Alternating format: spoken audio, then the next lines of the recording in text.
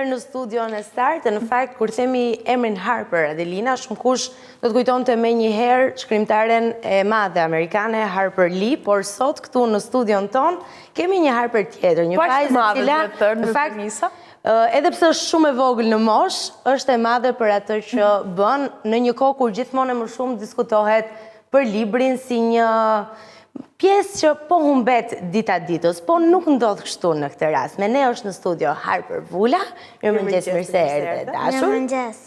Dhe shkrimtarja Rudina Trupi, e cila është në këtë rrugtim së bashku me Harperin për ta mbështetur dhe për ta përkrahur. Mirëmëngjes. Shumë kënaqësi ju kemi në studio, na keni zbukuruar shumë studion e Start. Ne kemi folur edhe pak më përpara dhe realisht u surprizuam se çfarë fëmijë i edukuar dhe i mrekullueshëm që është Harperi. Por unë po e nis me ju, zonja Trupi. Si ishte për ju të punonit me një vajzë kaq të vogël, por që shkruan libra? Klabi i shkrimit krijues Pupës ka nisur para 5 viteve dhe gjatë këtyre viteve normalisht ne mësonin fëmijëve për të ekonomizuar dhe për ta mirë përdorur fjalën, jo vetëm si qëllim në të shkruar, por edhe në qëllimin e përditshëm, siç është sepse disa fëmijë ose kur vinë nga shkolla thonë një mori gjëra që duhen thënë me 2 fjali, ose thonë çfarë bëre në shkollë hiç. Dhe ky hendek shumë i madh ka nevojë për një farë mënyrë për të dhënë kulturën e menaxhimit të fjalës që është të shprehurit bukur.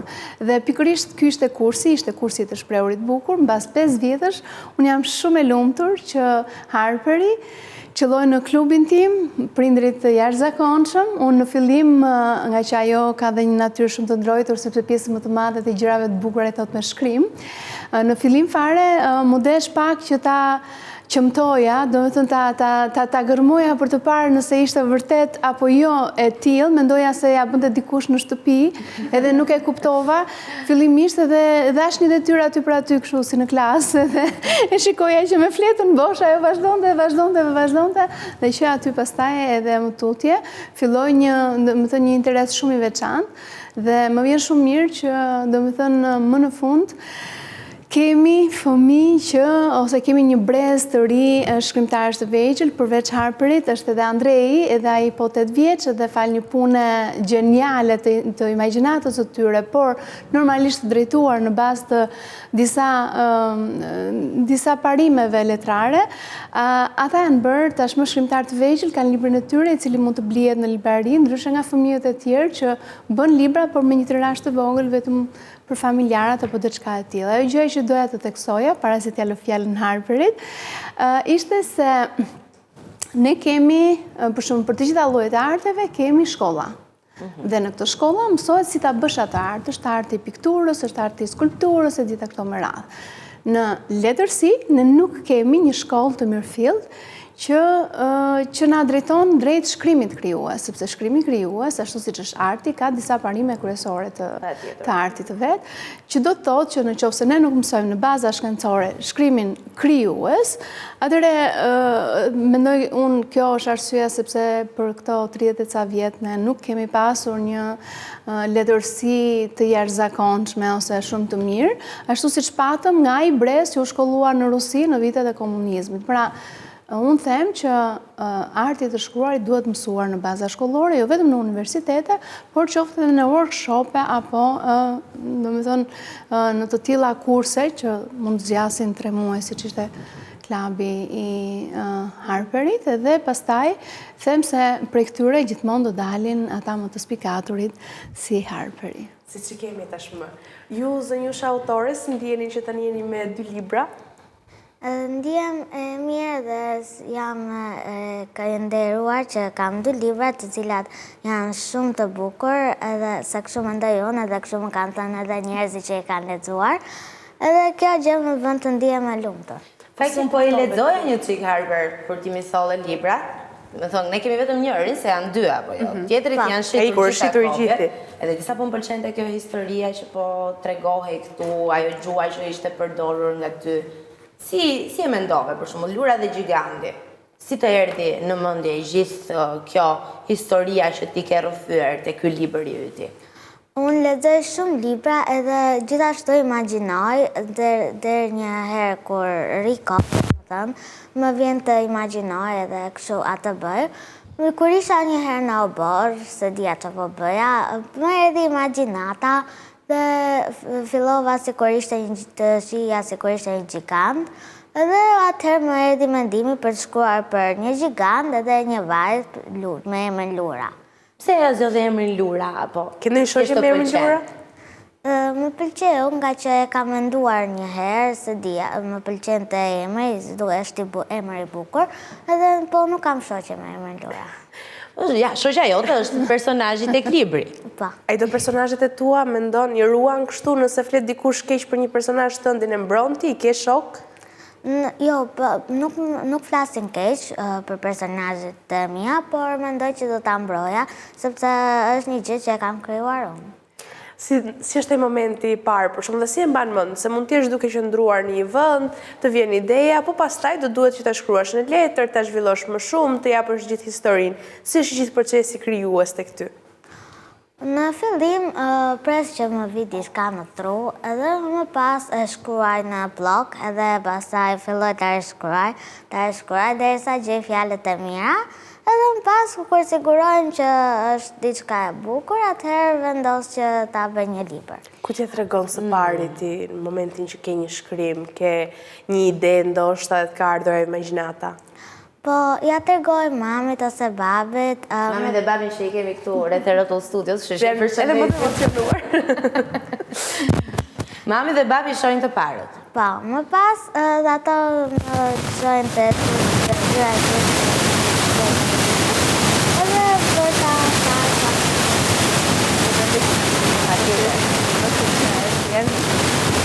Kur unë fillimisht u jepja këto detyrat e vogla të shtëpisë për të parë se si, do me thënë, dhe u thoja gjithmonë ndryshimi midis një teksti të zakonshëm dhe një teksti që duhet pasuruar me fjalë të reja. Teksti i Harperit ishte gjithmonë i mbushur me krahasime dhe me figura letrare, dhe kjo është një gjë shumë e mirë sepse tregon që ajo ka lexuar shumë. Do me thënë, fëmijët kuptohen menjëherë që kur bëjmë fjalën e parë.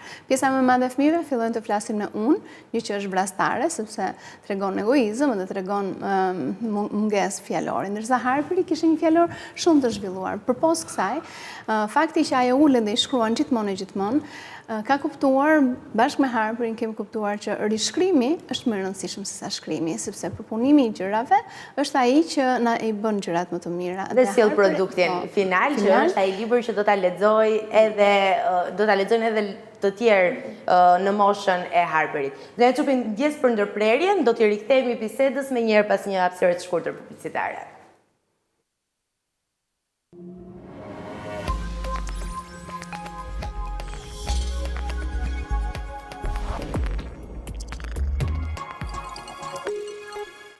Skan Televizion vjen me aplikacionin e ri.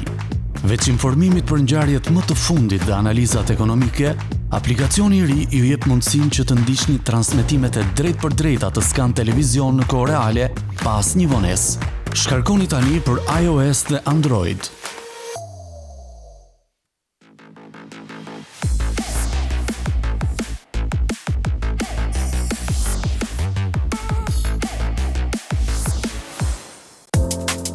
Jeni biznes, keni çështje, problematika për të ndarë apo për të zgjidhur.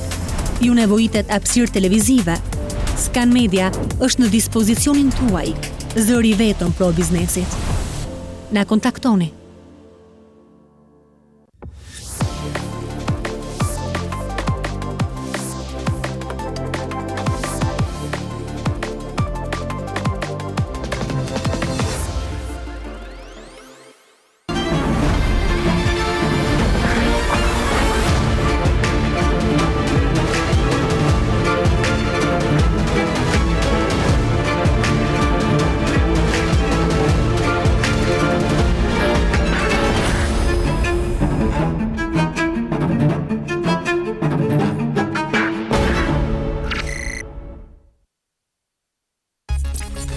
Skan Televizion ka prezantuar një version të ri të platformës skantv.al. Platforma e re ofron një qasje inovative për përdoruesin, zhvillimet kryesore nga vendi dhe bota, analiza, Skan Intel, dosier, rrjetet sociale.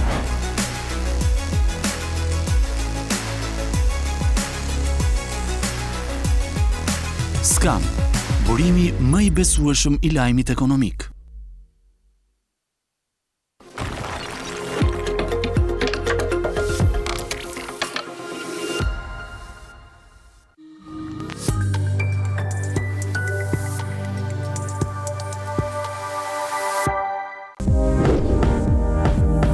Green Coast. Gjatë karrierës time, kam shënuar më shumë se 150 gola. Por shtëpia në Green Coast është goli më i bukur. Shikojeni. Një projekt që respekton natyrën. Hapësira të dedikuara sportive. Bli shtëpinë tënde me pamje nga deti dhe mali. Financim pa kolateral edhe për jo rezidentët. Green Coast, Fountain of Life. University, një qendër urbane moderne me 16.000 banor, është vendi i duhur për të zhvilluar biznesin tënd. Zgjidh hapësirën perfekte për të realizuar idenë tënde dhe shndroje atë në sukses në një zonë që po zhvillohet me ritme të shpejta. Ti mendo për biznesin tënd? Për këstin e fundit, mendojmë ne. University, bëhu pjesë e një komuniteti që rritet çdo ditë.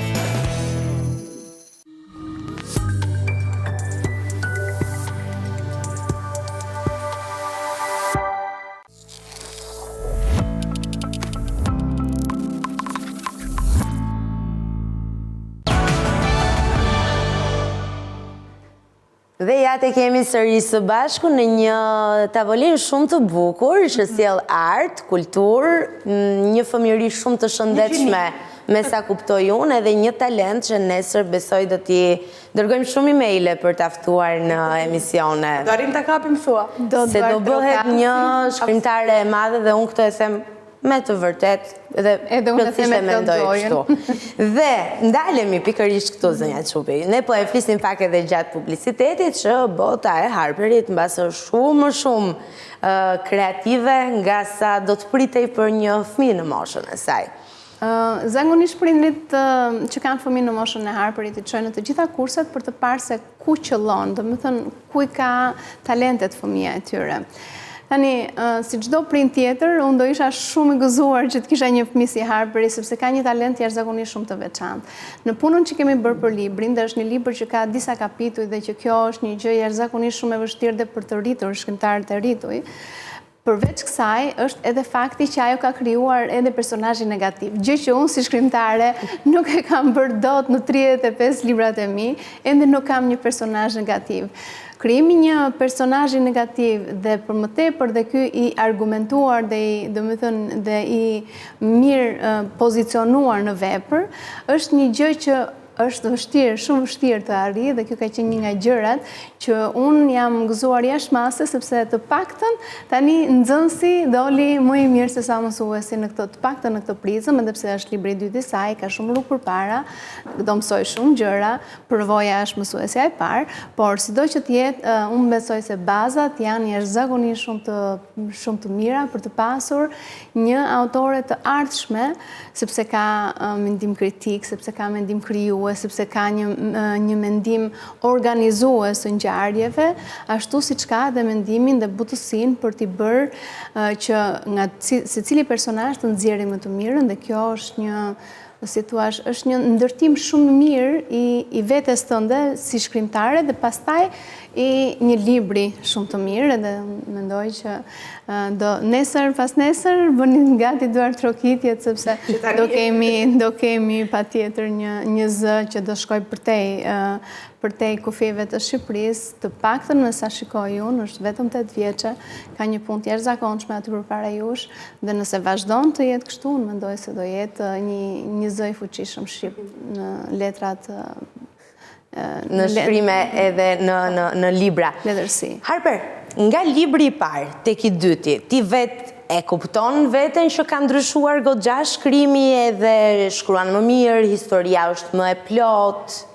Po, sepse libri i parë të themi që ka qenë si një eksperiment, nuk është se nuk ka qenë i bukur, por ishte për libri ta provuar. Për ta provuar, sepse edhe nuk ishte shumë fjalor, kishte fjalor, por jo shumë sa ka libri i dytë, edhe historia e librit të dytë është më interesante, sepse gjithmonë e provon me të parën, pastaj me të dytën po mësove e bën më mirë, po nuk mësove se bën fare. Dhe në fakt shtu ndodh gjithmonë, do provosh disa herë derisa ti të arrish, nuk po themi perfeksionin, se perfeksioni nuk ekziston asnjëherë dhe unë këtë e besoj, por që të bëhesh shumë e mirë tek fusha jote. Dhe një gjë tjetër që unë di, dhe ne dim, është që ti edhe këto pikturat e librit i ke bërë vetë. Po, e kam bërë vetë. A ka ndonjë gjë që nuk bën Harper? Shkruan, pikturon.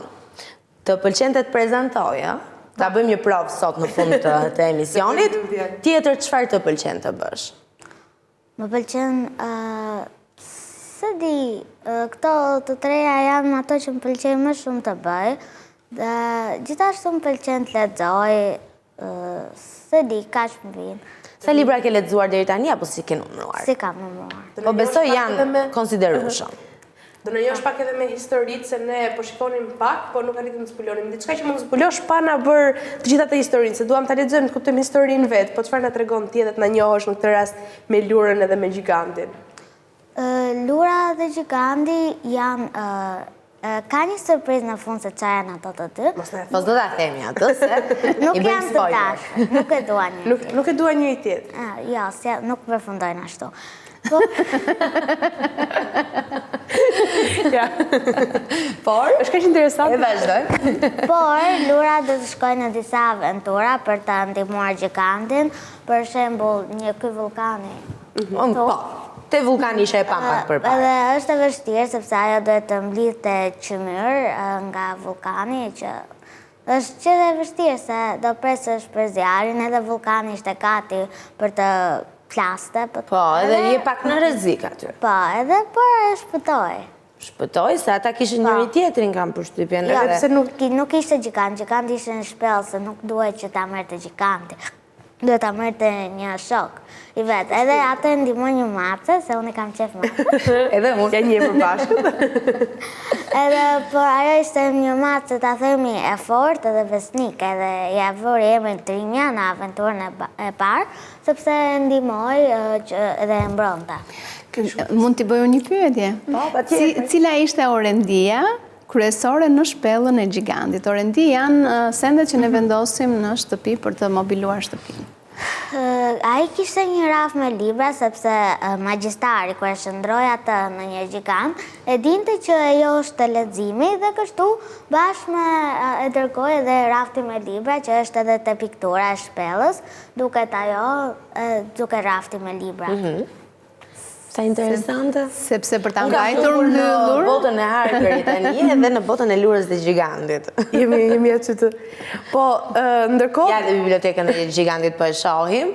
Ja ku. Dhe vazhdo nuk e ditur se princit i pëlqejnë librat, se vazhduam ne, u bëm tamam pjesë e botës së Harperit edhe të librave. Por shikonim pak më parë, doja të ndalonim bashkë, më bëni shumë përshtypje mënyra se si flitet në këtë libër. Ju konkretisht çfarë dorë jepni, se duket si e folur e të rriturish në fakt, e shkruar e të rriturish. Unë kam bërë vetëm redaktimin, unë vetëm kam prerë, pra unë kam bisturinë e mpret për të hequr gjërat që nuk duhen. Ka pasur disa gjëra që ne kemi bërë një debat të flakt me Harperin. Nuk është kaq e thjeshtë, për çfarë keni debatuar gjatë redaktimit të librit? E qeshura e Harperit thot shumë.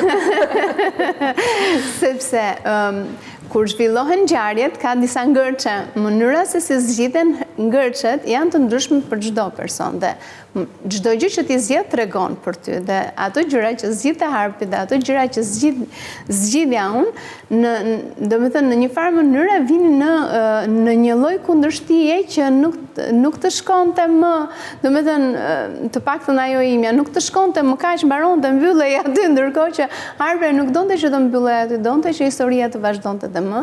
Kështu që unë ja lija këtë detyrë Harperit që ta zhvillonte në shtëpi dhe pastaj ktheheshim dhe shikoja që ajo me një inteligjencë shumë të çuditshme për të zgjidhur gjërat, sepse në klubin e shkrimit krijues ne mësojmë këto baza kryesore që janë mendimi kritik, që është mendimi i krijues, që është problem zgjidhja dhe fjalori dhe pastaj pasurimi i fjalorit dhe pastaj janë edhe gjërat e tjera që janë më letrare se sa vimësia e historisë. Kështu që ne një pjesë të gjërave kemi bërë me debate, duke parashtuar para vetes njësoj disa gjëra, jesin në një tryezë me gosti dhe janë disa gjëra që duhet marrë historia.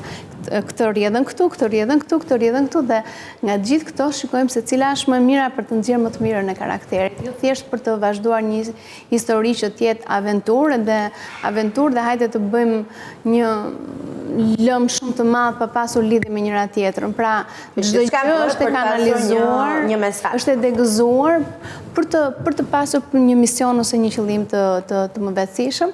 Kështu që unë mendoj që ja ka dalë në mënyrë më të shkëlqyer të mundshme dhe debatet me të nuk kanë ndihmuar vetëm Harperin, por më kanë ndihmuar edhe mua që në momente të tjera në grup të kem mundësinë që t'i qasem gjës nga këndvështrimi i një fëmije. Kështu që mendoj që e që në dy anshme ai diskutimi që ne kemi bërë së bashku. Cilat kanë qenë argumentet më të forta që ka sjell Harperi që ju kanë habitur edhe ju, ose që mund t'i përmend edhe vetë Harperi që ka dashur ta mbrojë me se s'bën. Ose mund t'ia thuash tani live zëshës. Hajde e kthejmë këtë në një studio debati, po debat ashtu si ka një debati, jo fjalë pa. Debati ka qenë kryesisht tek disa nga rrëfimet klasike të cilat jemi mësuar të lexojmë, kanë shumë dhunë brenda vetes. Domethënë po të shikoj ai e rrëmbeu ose ai personazhi i keq, shumë bëri këtë apo bëri këtë. Tani minimizimi i dhunës në një kohë e cila është pro mirëqenies, na krijon atë, po ku do ta gjejmë këtë karakterin e keq? Domethënë çfarë të keqe do marrim që na duhet, sepse është si puna e kripës në gjell, do duhet edhe ajo pjesa e një karakteri të keq antagonist në këtë, domethënë të gjithë historinë. Dhe kjo ka qenë një ndër ngërçet dhe gjërat që neve kemi diskutuar me Harperin në mënyrë që fëmijët e sotëm ku e kanë terrenin e bullizmit shumë të gatshëm në vendet ku jetojnë në shtëpi apo dhe në shkollat e tyre, të mos e merrnin si shembull. Jemi ruajtur jashtëzakonisht që ky libër kur të shkojë në dorë të lexuesit të jetë i kulluar nga të gjitha anët dhe nga ana tjetër të mos nxjisë. Pavarësisht se ishte një personazh negativ, ai kishte thjesht synime të pozitës së tij ekonomike dhe politike në mbretëri, por jo të tjera, jo të bënte keq njerëzve, që do të thotë që ky lloj debati është jashtëzakonisht shumë i rëndësishëm dhe imagjinoj që shumë fëmijë kaq e vogël ta bësh këtë, domethënë këtë diskutim me të. Eksaktësisht, prandaj edhe unë përmendaj që një debat duhet të jetë i shëndetshëm edhe duhet na çojë në disa përfundime. Dhe kështu ka ndodhur edhe në rastin tuaj, përtej çdo debati në të mirë të punës, ja keni dalë që të bashkëpunoni me njëra tjetrën edhe të na sillni këto libra që duken kaq të këndshëm edhe të paraqitur me këto piktura që ti veti ke bërë, Harper. Çfarë do doje ti thoshe për shembull mamit edhe babit që të kanë mbështetur në këtë rrugtim tëndin? Do t'i thosha faleminderit shumë që jeni përpjekur të më ndihmoni mua për të realizuar të ëndrrën time dhe për të shkruar një libër dhe ju dua shumë. Do t'i falenderoj edhe nga ana ime, sepse jam prindër të shkëlqyer dhe që kanë bërë të pamundur që Harperi ta ndiqte këtë talent që ka.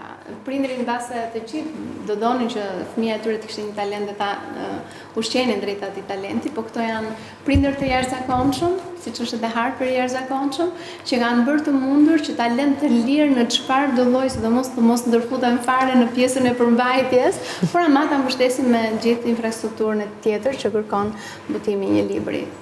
Nga ana tjetër, shokët edhe shoqet si kanë lexuar akoma librat, ëh? Ja. Okej. Shokët edhe shoqet e Harperit, ne ju ftojmë që të shkoni edhe të merrni libra, sepse një libër është një shpenzim i nevojshëm, mendoj unë. Mos do ta dinë që ky ju duhet patjetër. Ju duhet patjetër, është një histori shumë interesante, e rrëfyer nga mikja juaj, kështu që patjetër nuk duhet ta humbisni rastin për ta lexuar. Tani dua ta pyes pak Harperin. I pari, i dyti, kur do vi i treti? I treti mund vi ndoshta një vit më vonë, sepse tani unë dua të marr ato frutet e librit të dytë edhe ta shijoj pak. Më pas kur do mendoj për diçka, cilën jam duke menduar, por do ta hedh në letër më vonë dhe ndoshta bëhet. Nuk do na tregosh një sekret vogël neve? Për çfarë mund të jetë ose të paktën na japësh fjalën që tani që do vish sërish kur të kesh librin e tretë. Po, se kemi frikë se do të kapim dot pastaj. Po, mund të vi sërish kur ta vë librin e tretë, se edhe unë kam qef të vi këto. Fantastike. Ndërkohë, nëse do ishe para një zgjedhje dhe do kishe mundësi që të takoje ose Lurën ose Gjigantin, dhe kemi dy personazhe, një që është pozitiv, një që ndoshta nuk është aq mirë si thuash, ti cilin ke kuriozitet për ta njohur më shumë, për zbuluar më shumë, ndonse je duke dhënë ti atyre? Do shkoja me Lurën, ose të dy mirë, sepse po të shkoja me Lurën, prapë do të takoja Gjigantin. Ja, bëj pyetje. Shkoja me Gjigantin, prapë do të takoja Lurën. Nuk kam stem, nuk e di. Kjo është... Nuk e di. Intervistën e sot me realisht mua më ka mbushur kaq shumë shpirtërisht edhe kisha shumë kohë pa parë një fëmijë të mrekullueshëm. Dhe fëmijët janë gjithmonë të mrekullueshëm, po kaq të jashtëzakonshëm sa ty Harper, nuk e di. Të pyeta pak përpara se të futeshim tek intervista, a e përdor telefonin, dhe ti më thej që e përdor vetëm kur është e nevojshme, për të marrë mamin ose babin në telefon, për ndonjë nevojë kështu urgjente. Çfarë do i thojë fëmijëve të tjerë, se ne i shohim fëmijët direkt sa shkojnë në shtëpi me telefonin se dua të luaj. Do të thosha që është më mirë ta kalosh kohën me gjëra të tjera, për shembull bësh hobit e tua, për shembull nëse ke hobit vizatosh, më mirë vizato. Nëse ke hobit këndosh, më mirë këndo. Edhe të bësh atë që dëshiron, sepse telefoni jo vetëm që të ndikon të truri, të ndikon edhe të sytë, sepse rrezet e telefonit ti dëmtojnë sytë, dhe gjëra të tjera, dhe të dëmtojnë gjithashtu edhe të shtyllën kurrizore, se ka njerëz që e shohin kështu të. Do na lexosh një pjesë të vogël nga libri? Në rregull. Ja, unë po hap këtu tek Historia e Gjigantit, kapitulli numër 1. Në rregull. Tani të gjithë syt e vesh për historinë e Gjigantit. Na ishte një herë një gjigant, i cili jetonte në një shpellë. Ai duket merësisht i frikshëm, sa e shihje të dridheshin këmbët. Giganti nuk ishte flokë, ishte qeros, por tërqime i zgjateshin në mjekër dhe, përveç se të frikshëm, e bënin edhe të shëntuar. Syt i kishte të zinë dhe bënin kontrast me lëkurën jeshile. Askush nuk vinte pranë shpellës së gigantit. Kur mërzitej, ulërima e tij dëgjohej 1 kilometër larg. Historia e vërtet ishte se giganti kishte që një princ i sjellshëm dhe i mirë. Emri i tij ishte Lorenz. I ati i mbretërisë Grante krenohej me të çdo ditë e më shumë. Ka pritur mbreti ose morëndë dhe pas pak kohësh ndoroi jetë. Tani ishte radha e princit të kurorëzojë mbret dhe të drejtonte mbretërinë. Pak para kurorëzimit, një magjistar i cili synonte të merrte pushtetin, e shndërroi Lorenzin në një gjigant dhe u bë mbret në vend të tij. Askush nuk e mori vesh sepse ai veproi në fshehtësi. Magjistari me fytyrën prej mbretit të ri u kurorëzua dhe gigantin e çoi të jetonte larg, duke e dëbuar nga mbretëria.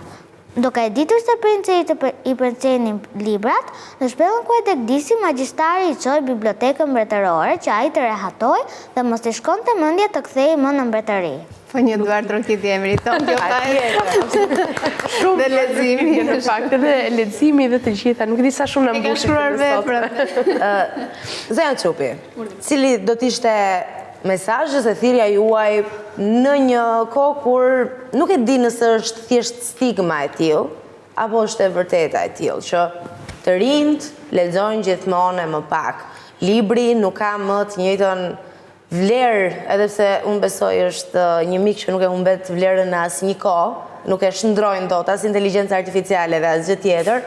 Por cila është thirrja juaj? Nuk ka nevojë të bësh sondazhe në këtë, mjafton të bësh një bisedë shumë të thjeshtë me njerëzit dhe kupton më njëherë nga fjalori i tyre, i pakët, i varfër, vetëm jetës përditshme dhe temat të cilat ata diskutojnë. Pra çdo temë që ata diskutojnë, nëse është një temë minimaliste, elementare, shumë banale pothuajse, atëherë këta janë njerëz që nuk kanë lexuar. Dhe njerëzit që kanë lexuar fillojnë dhe janë njerëz më përzgjedhës, duke filluar që nga përzgjedhja e fjalëve, duke filluar nga përzgjedhja e bisedës, e personave me të cilën e rrethojnë veten dhe shumë gjëra të tjera. Fjala është energji dhe fjala duhet mirë përdorur. Mirë përdorur, është armë në shumë raste dhe... Po si e përdorim në telefon, e përdorim me shkurtime, kur flasim vetëm gjëra që mund t'i çaporia jo etj, jemi po prapë tash e themi, dhe që të gjithë kjo morim njerëzish tregojnë se sa pak të lexuar janë. Tani leximi, për hir të së vërtetës, unë kam mashtruar dhe në shumë debate të tjera në media, duhet bërë një orë mësimore. Sepse nuk është. Gjuha dhe leximi janë bashkë, dhe janë shkenca dhe arti i vetëm që janë bashkë në shkolla. Jam plotësisht dakord që mund të jetë deri në klasën e 5, sepse duhet mësuar të dyja, njësoj siç mësojnë anglisht apo një gjuhë tjetër, por mbas klasës së 5 duhet të jetë një lëndë me notë. Njësoj siç është gjuha dhe në programin mësimor nuk duhet jenë vetëm 5 orë gjuhë lexim bashkë, por duhet jenë shumë më tepër sepse është identitet kombëtar dhe na vlen të gjithëve në mënyrë që të kemi një komunikim të mirë, sepse jemi dhe shefin e komunikimit, kemi telefona, por nuk dim të komunikojmë. Është e rëndësishme që komunikimin si një art i veçantë që është ta përmirësojmë ditë pas dite. Harper, me që jemi gati në fund të intervistës, ti çfarë thirrje do t'i bëje bashkëmoshatarëve të tu, po mbas edhe të rriturve, se unë kam përshtypjen në mënyrë se si është një fëmijë botën e të rriturve mund t'i bëj mirë t'i thërrasin ndërgjegjes se cili prej nesh për të reflektuar.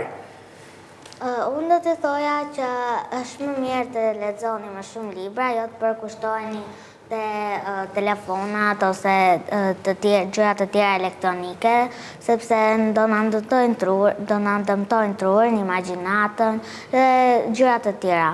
Ndërsa nuk është nevoja që të lexoni librin tim, merrni ca libra doni, vetëm lexojeni. Dhe tani, ka ardhur ai momenti Adelina. Unë mezi po e pres. Kur unë edhe ti dalim jashtë roje. Sepse i gjithë nderi për të mbyllur emisionin, në fakt është i yni, se do e bëj Harperi dhe ne me kënaqësinë më të madhe do ta ndjekim edhe do ta shijojmë. Harper, të shihemi të hënën në orën 7. Ka i lofshë një fundjavë të bukur, mbetet edhe thuaj o çfarë duash. Për ty pastaj se çfarë duash. Shihemi të hënën në orën 7 dhe shpresoj që të keni kaluar një orë të bukur bashkë me mua edhe dy zonjoshat edhe mësuesin. Edhe shpresoj që mund të takohemi përsëri bashkë dhe të keni një ditë të këndshme. Që të themi më shumë ne miqtë të Start. Ishte shumë kënaqësi dhe shumë faleminderit. Harper, faleminderit, jam e bindur që do shihemi sërish së bashku.